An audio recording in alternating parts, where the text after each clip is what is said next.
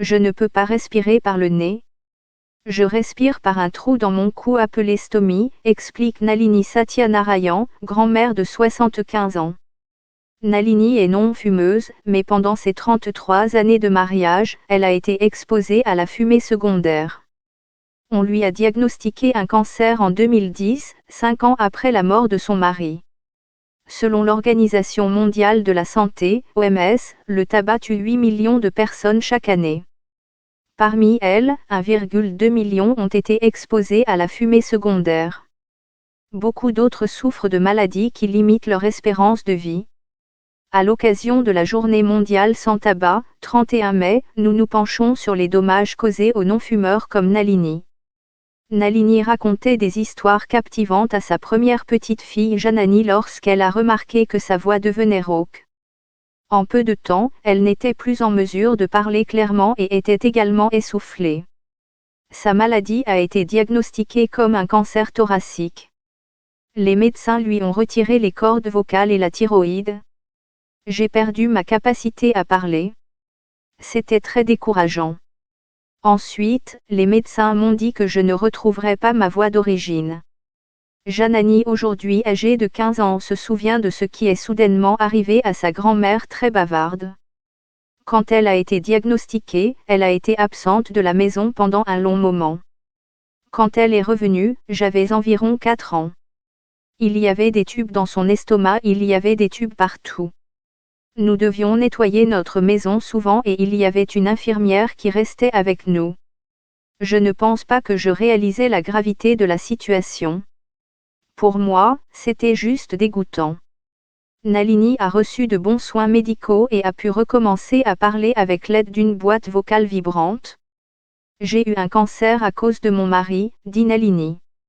Les fumeurs expirent la plupart des substances toxiques et les fumeurs passifs finissent par les inhaler.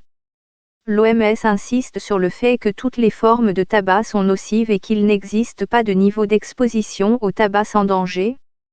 La fumée secondaire contient plus de 7000 produits chimiques, dont environ 70 peuvent provoquer un cancer.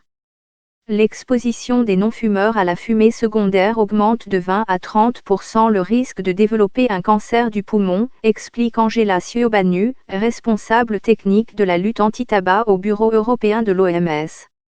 Les vapeurs de tabac érodent également la santé de notre cœur. L'exposition à la fumée secondaire pendant seulement 1 heure peut endommager la couche interne des artères coronaires, ce qui augmente le risque de crise cardiaque, ajoute-t-elle.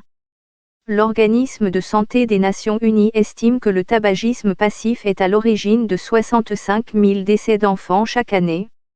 Les enfants exposés à la fumée de tabac secondaire courent également un risque accru d'infection de l'oreille, pouvant entraîner une perte d'audition et la surdité. Les enfants ont un risque 50 à 100% plus élevé de développer une maladie respiratoire aiguë, ainsi qu'un risque accru d'asthme et de syndrome de mort subite du nourrisson, déclare Madame Ciobanu. L'OMS fait également valoir que l'interdiction de fumer bénéficie d'un fort soutien tant chez les fumeurs que chez les non-fumeurs. Selon Madame Ciobanu, les environnements totalement non-fumeurs sont le seul moyen efficace de protéger la santé des non-fumeurs. Ne permettez à personne de fumer près de vous ou de vos enfants. L'air pur est un droit humain fondamental, affirme M. Ciobanu. Cependant, il n'est pas facile de réduire le tabagisme. Selon une analyse de Grandview Research, l'industrie du tabac représentera 850 milliards de dollars en 2021. Cela représente presque 2 fois la production économique ou le PIB de la nation la plus peuplée d'Afrique, le Nigeria. La Banque mondiale estime que son économie valait 430 milliards de dollars en 2020.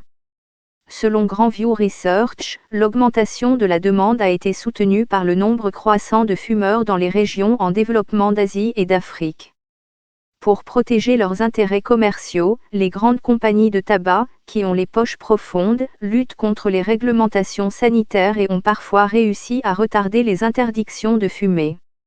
Enuru Altibava faisait partie d'un groupe de députés du Kirghizistan qui ont uni leurs forces pour faire adopter un projet de loi interdisant de fumer dans les lieux publics en 2018.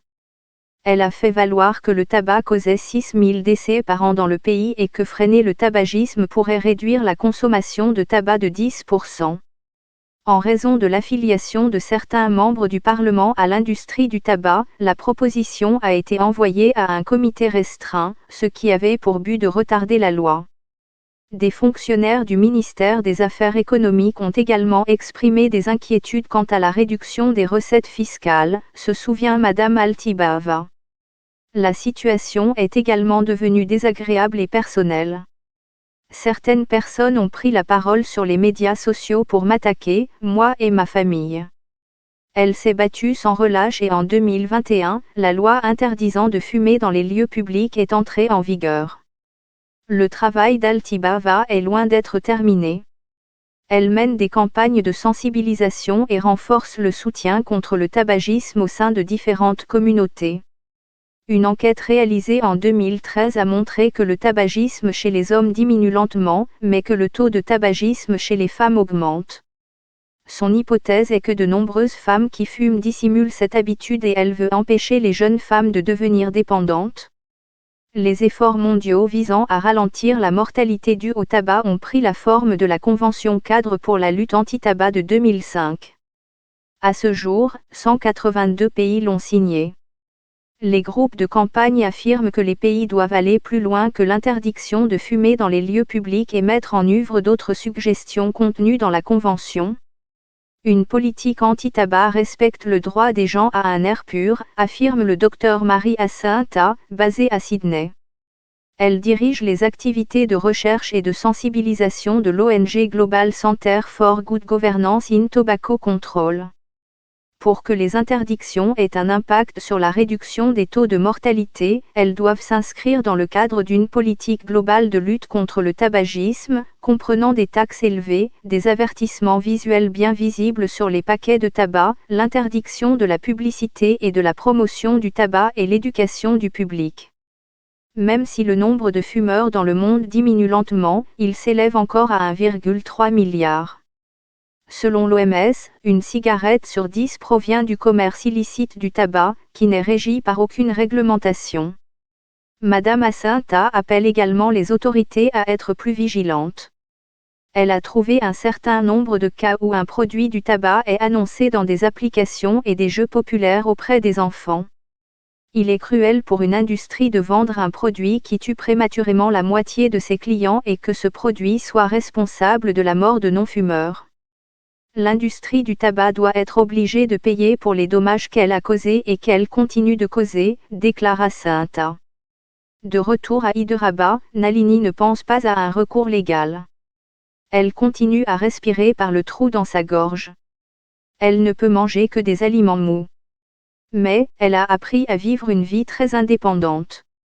Elle se considère comme une victorieuse du cancer.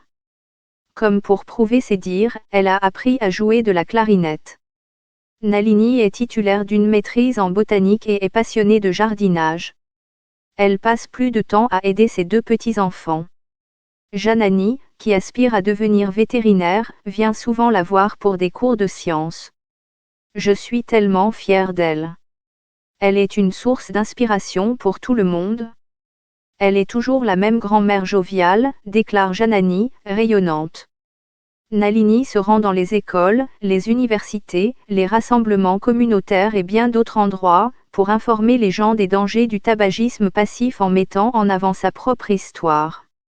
Malgré la perte de sa voix et les souffrances qu'elle doit endurer, Nalini n'a aucune rancune envers son défunt mari. Je ne me suis jamais sentie en colère contre mon mari. Cela ne servait à rien de pleurer sur son sort. Cela ne va pas résoudre les problèmes. J'ai accepté la réalité et je ne me suis jamais sentie gênée de parler de ma maladie.